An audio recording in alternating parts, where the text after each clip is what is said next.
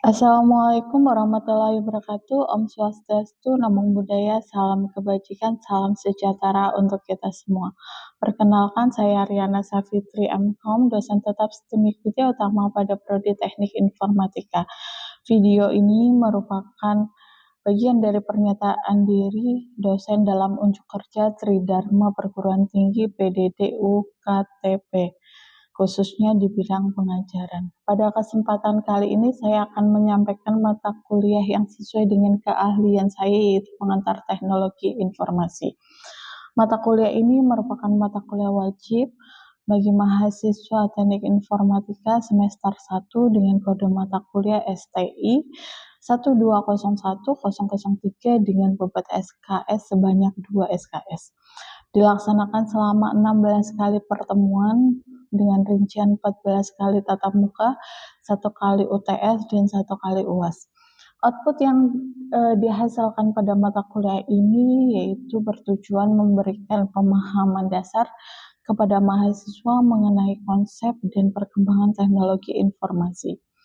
Materi yang dibahas dalam mata kuliah ini antara lain 1. Pengantar TI, meliputi definisi data informasi manfaat, 2. Secara perkembangan komputer, 3. Dasar sistem komputer, 4. Perangkat keras komputer, 5. Proses booting, 6. Perangkat lunak, 7. Hierarki direktori, 8. Perintah dasar sistem operasi Windows, 9. Sharing file, 10. Multimedia dan virtual reality, 11. Kecerdasan buatan, dan yang terakhir adalah tentang telekomunikasi, internet, dan komputasi awan.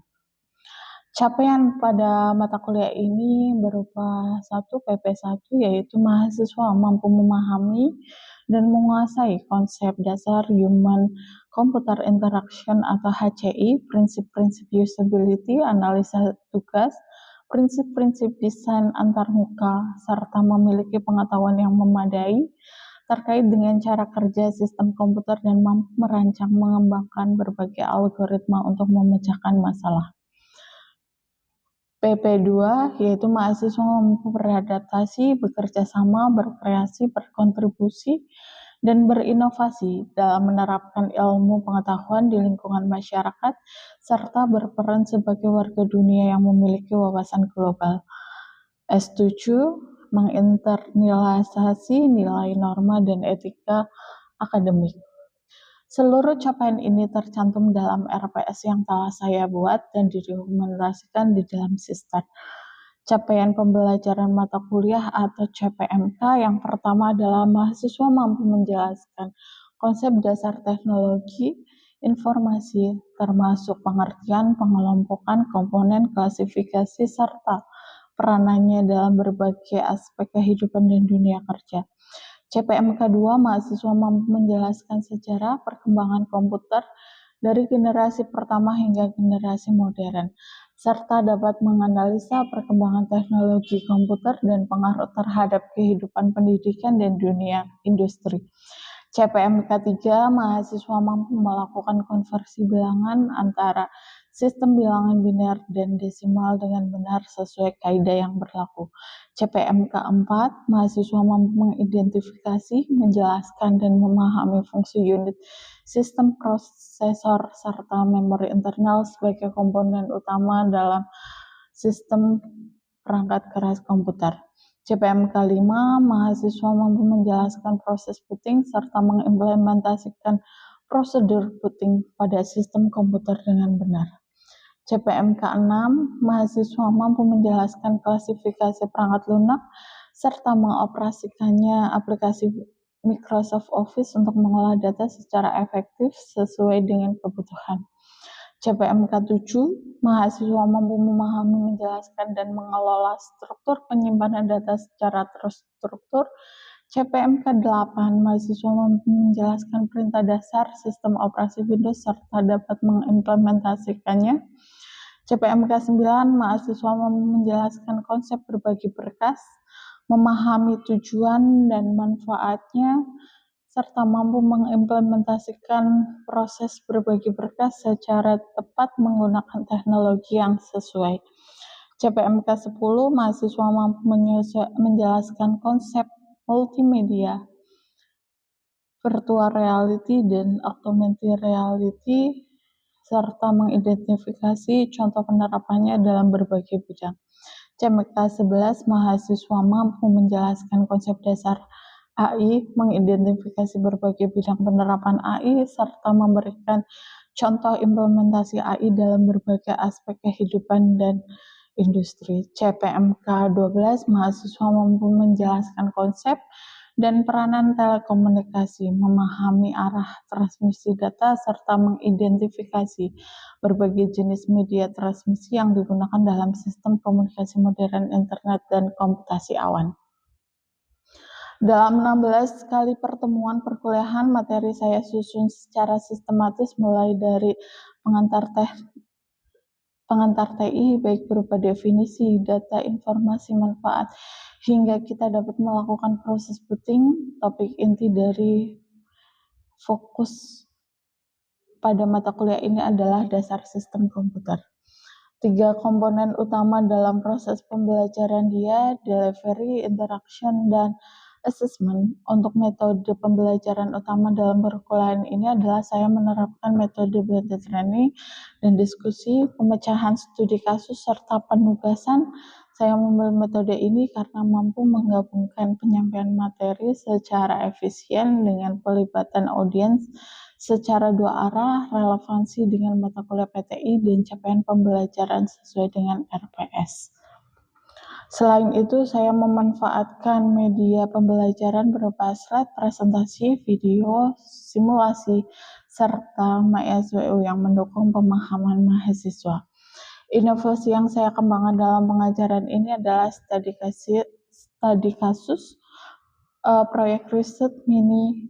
Penerapan inovasi ini memberikan dampak positif berupa peningkatan nilai keaktifan mahasiswa luaran yang dihasilkan, yaitu untuk delivery materi dan RPS yang dapat diunduh di aplikasi MySWU, serta presentasi interaktif.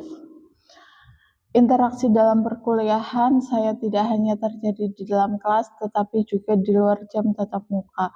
Di dalam kelas saya membangun interaksi melalui strategi diskusi, kelompok, tanya jawab, presentasi, dan peer review. Sebagai contoh konkret, pada materi perangkat keras komputer, saya menggunakan pendekatan interaktif aktif di mana mahasiswa diminta memecahkan masalah secara berkelompok, sehingga mahasiswa lebih aktif dan pemahaman meningkat. Evaluasi pembelajaran pada mata kuliah ini dirancang untuk mengukur ketercapaian seluruh capaian pembelajaran secara komprehensif. Komponen penilaian yang saya gunakan adalah sebagai berikut. 1. Untuk tugas individu maupun kelompok, bobotnya adalah 20%. Untuk ujian tengah semester atau UTS memiliki bobot 30%, untuk UAS 30%, untuk kehadiran sebesar 10% dan keaktifan dalam kegiatan pembelajaran selama 10%. Seluruh komponen penilaian ini dicantumkan secara jelas dalam RPS dan disosialisasikan kepada mahasiswa sejak awal perkuliahan untuk menjamin proses penilaian yang adil dan objektif. Digunakan rubrik penilaian yang telah disusun secara sistematis. Setelah setiap proses evaluasi, mahasiswa dapat memperoleh umpan balik sebagai bahan refleksi. Demikian pemaparan saya mengenai pelaksanaan pengajaran pada mata kuliah pengantar teknologi informasi. Saya berkomitmen terus meningkatkan kualitas pengajaran baik dari sisi media maupun sistem evaluasi demi mendukung terwujudnya lulusan yang kompeten di bidang komputer. Baik, berikut adalah video proses pembelajaran pada mata kuliah pengantar teknologi informasi pada materi keempat, yaitu perangkat keras komputer. Terima kasih atas perhatian Bapak Ibu Asesor. Wassalamualaikum warahmatullahi wabarakatuh. Assalamualaikum warahmatullahi wabarakatuh. Waalaikumsalam warahmatullahi wabarakatuh. Ya, selamat pagi teman-teman semua, sehat? Alhamdulillah sehat ya. Ya, sebelum kita memulai perkuliahan, kita berdoa dahulu ya. Kita berdoa menurut agama dan kepercayaan masing-masing dimulai.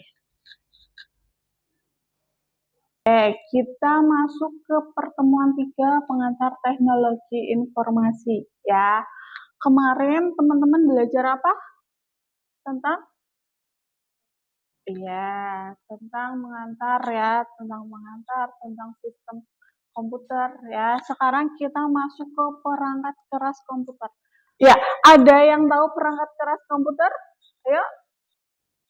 Oh ya, perangkat keras komputer apa? Bagian fisik yang bisa kita sentuh, betul ya. Oke, jawabannya hampir betul ya. Ada lagi? Ya, yuk Mbak Noni. Sekumpulan komponen fisik pada komputer atau sistem elektronik yang membentuk struktur mekanis dan digital dari. Oke, jawabannya betul ya. Semuanya jawab. Saya dulu ya. Ada yang hadir? Hadir semua? Hadir semua. Baik. Kita mulai materi rekayasa perangkat keras adalah ya mahasiswa mampu mengidentifikasi, menjelaskan, dan memahami fungsi dari unit sistem, prosesor, serta memori internal sebagai komponen utama dalam sistem komputer. Komputer ini merupakan hasil dari teknologi modern. Ya, dia dibuat sangat berperan penting dalam pengolahan ya, penyimpanan dan penyajian suatu informasi. Nah, sekarang perkembangan teknologi semakin pesat ya. Nah, semakin pesat sehingga memudahkan kita ya, kita juga membutuhkan suatu alat untuk menyelesaikan suatu permasalahan dengan cepat. Nah, salah satu alat untuk menyelesaikan suatu permasalahan dengan cepat adalah komputer ya. Nah, makanya itu pengenalan komputer itu sangat penting ya untuk menunjang kemampuan dalam menggunakan produk teknologi. Oke. Komputer tadi Mbak Widya dan Mbak Noni sudah menjawab ya. Nah, perangkat keras komputer ini adalah semua komponen fisik komputer yang bisa dilihat dan disentuh. Ya, ada yang tahu contoh perangkat keras komputer? Yuk, apa aja alat-alat yang bisa disentuh di komputer? Ya, Mbak. Monitor, oke. Terus? Mouse, ya. Terus? Keyboard, ya. Bagus, jawabannya bagus ya. Oke. Contohnya dia mempunyai kecepatan yang tinggi, ya. Kalau kita ngitung ya, ngitung biasa sama ngitung dengan komputer lebih cepat yang mana? Oh ya, contohnya pekerjaan apa yang kalian gunakan komputer lebih cepat? Input data, betul ya. Nah, komputer juga mempunyai kemampuan mengolah data dengan dipercaya ya. Kalau kita menggunakan komputer untuk kalian menggunakan Excel misalnya, datanya bisa dipercaya nggak? Bisa ya, betul ya. Kemudian mempunyai memori yang tajam ya. Kalau kita menyimpan sesuatu di komputer sama di otak kita, ya, dia lebih cepat dipanggil lagi di komputer atau di memori kita? Komputer ya, karena dia tersimpan ya. Oke, mempunyai ketelitian yang tinggi pada saat mengolah data yang tinggi. Ya, pada saat mengolah data, komputer juga mempunyai ketelitian yang tinggi dan dapat menyimpan data. Itu adalah fungsi atau beberapa keunggulan. Nah, untuk perangkat keras juga dibagi menjadi beberapa bagian ya. Perangkat keras bagian piranti input ya. Contohnya ya, definisinya dulu. Nah, komponen piranti input itu adalah komponen perangkat keras komputer yang berfungsi memasukkan data ya perintah atau instruksi dari pengguna ke dalam sistem. Ya, ketika kita menginput, namanya piranti input ya, kita Nah, contoh piranti input ya yang bisa kalian lihat di sekitar kita, contohnya apa aja? Ya, piranti input. Yo, apa? Keyboard, benar. Apalagi? Mouse, benar. Apalagi? Komputer itu tadi bagian dari komputer. Ya, piranti inputnya. Kalau kita nginput, kalau kalian belanja di supermarket, nah barang-barangnya apa diinput satu-satu? Pakai apa? Pakai apa? Mesin apa? Scan. Ya, pakai mesin scan. Pernah melihat semua? Pernah. Keyboard pernah? Pernah lah ya. Zaman sekarang. Keyboard. Nah, keyboard ini adalah fungsinya ya. Dia keyboard dia mempunyai beberapa tombol ya, banyak tombol ya. Nah, tombol-tombol ini nantinya yang akan mengolah informasi menjadi sinyal digital ya. Ada numerik, modeler, dan pergerakan kursor. Nah, fungsi dari keyboard apa? Mengetik data, terus menyalin, ya, terus iya, dan membantu menghapus kata. Oke, ini fungsi dari keyboard. Kemudian piranti lainnya adalah piranti input lainnya adalah mouse, ya. Mouse ini adalah alat untuk menempatkan dan mengatur posisi pointer dengan cepat pada naskah atau teks ya. Jadi kalau kita mau ubah pointernya, ya, kita menggunakan mouse ya, karena lebih cepat, ya. Ini fungsi mouse ya, menggerakkan kursor dan memberikan perintah pada komputer. Misalnya mau klik, klik, klik, klik. Nah, itu adalah fungsi dari mouse. Kemudian ada touchpad ya.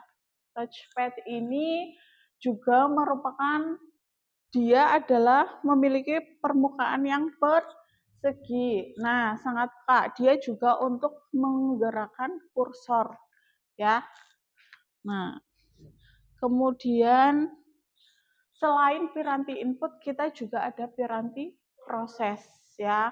Piranti proses ini dia adalah perangkat keras komputer yang fungsinya untuk mengolah data yang diterima dari perangkat input. Jadi setelah teman-teman misalnya ngetik menggunakan keyboard, nanti diproses ya.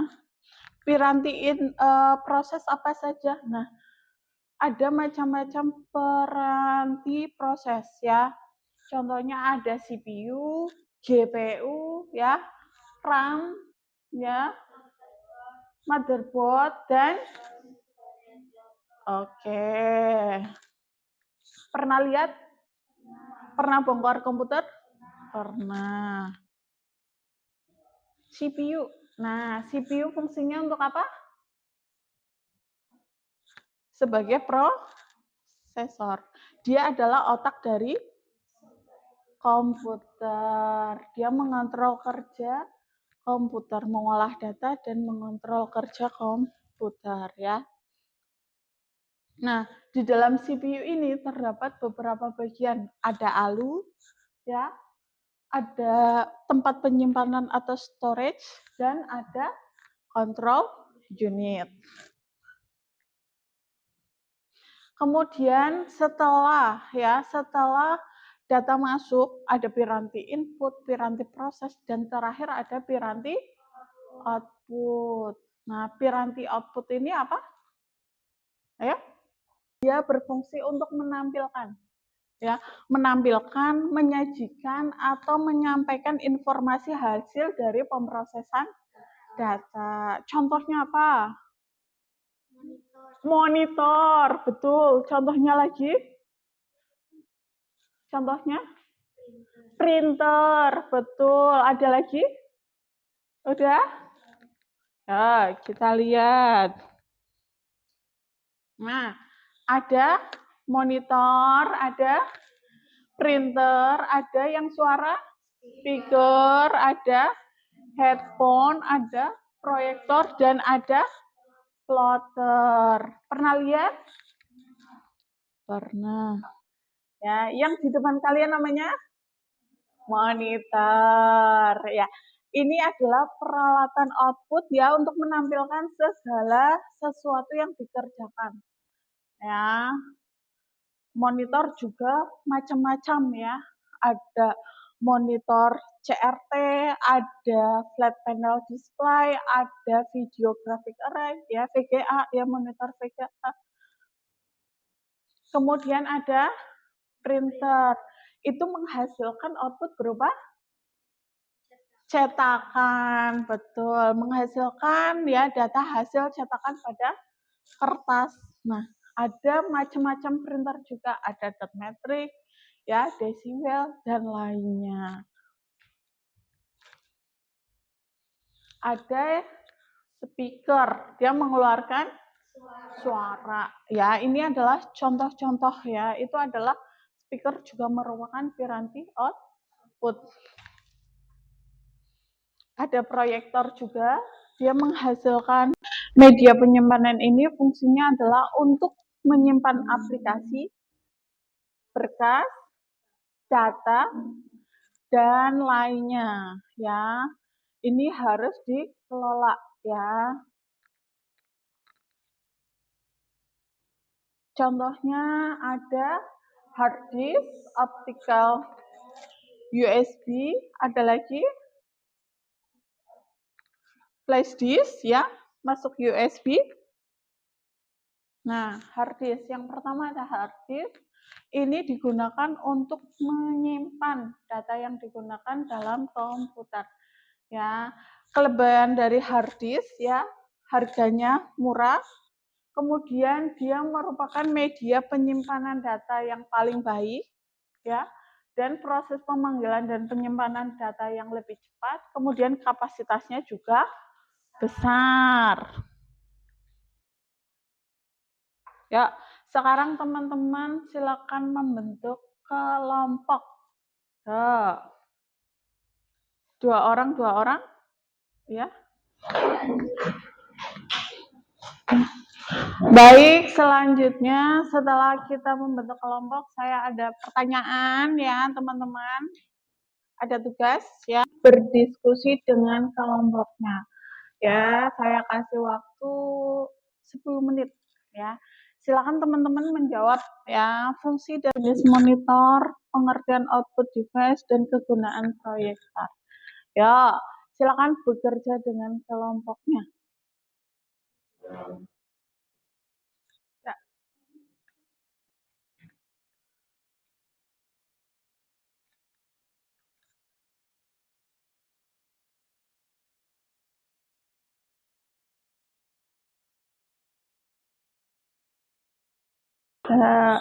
Nah, bisa mengerjakannya, bisa? Bisa, oke.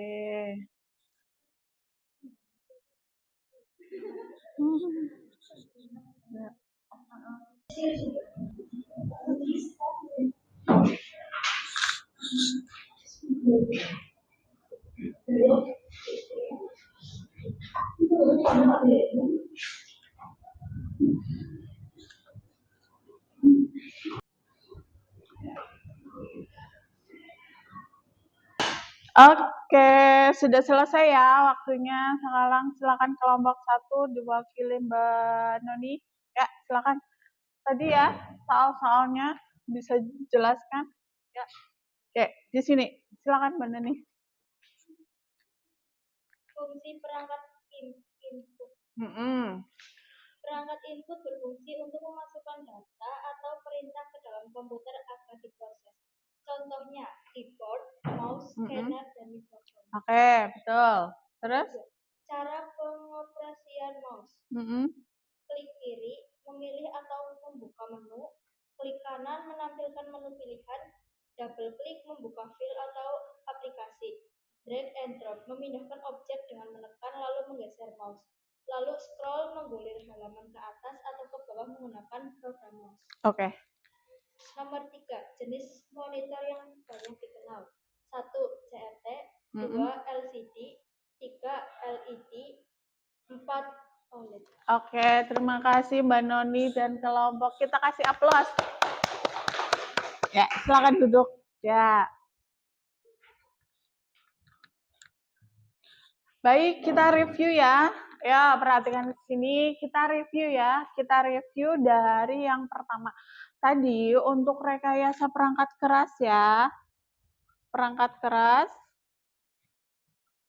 keras komputer. Tadi piranti, input, terus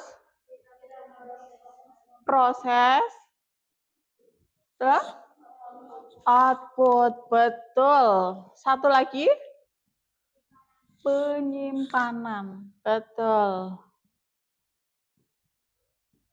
Ya, betul. Ya, review pada siang hari ini ya, mata kuliah PTI ya pertemuan keempat adalah tadi teman-teman adalah mempelajari perangkat keras ya. Oke, karena waktu juga sudah siang dan habis ya waktu kita untuk mata kuliah ini saya cukupkan sampai di sini ya. Nanti teman-teman untuk materi ada di dalam MySWO. Silakan teman-teman download ya.